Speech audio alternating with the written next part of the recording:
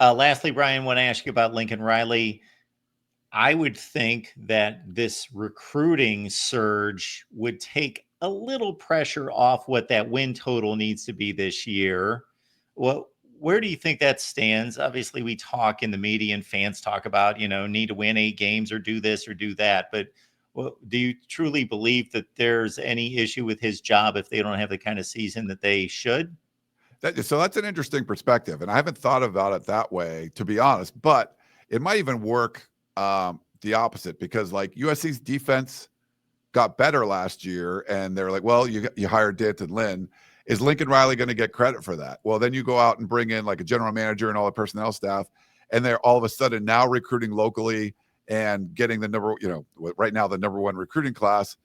Is he going to get credit for that, or is it going to be the people that they hired to sort of work on that? So it almost might work the opposite, that if you have this great recruiting class and you only win 6 games, it might put more pressure on Lincoln Riley. But I think you're right. Like, winning some of this offseason stuff can do a lot for you. I mean, we saw Ohio State, lose to Michigan for whatever, the 3rd time in a row, and then be really upset, and they go out and win the offseason. And would you have rather been like a Buckeye fan in that offseason, or the Michigan fans that just won a national championship? It almost felt better to be Ohio State.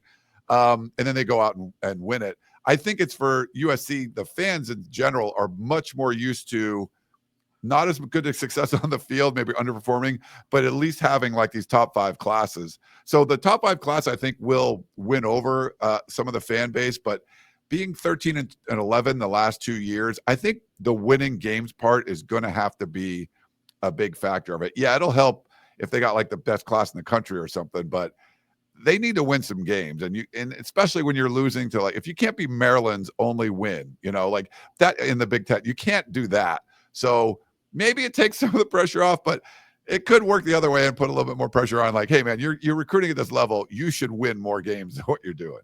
And it was also such a strange season, Ryan, to see them play as well as they did against LSU. So they beat a top 15 team there. Penn State, who comes within a kick of the national championship game, and they play them to the wire overtime. Like, the ceiling floor for them was wider than anybody in the Big Ten, for sure.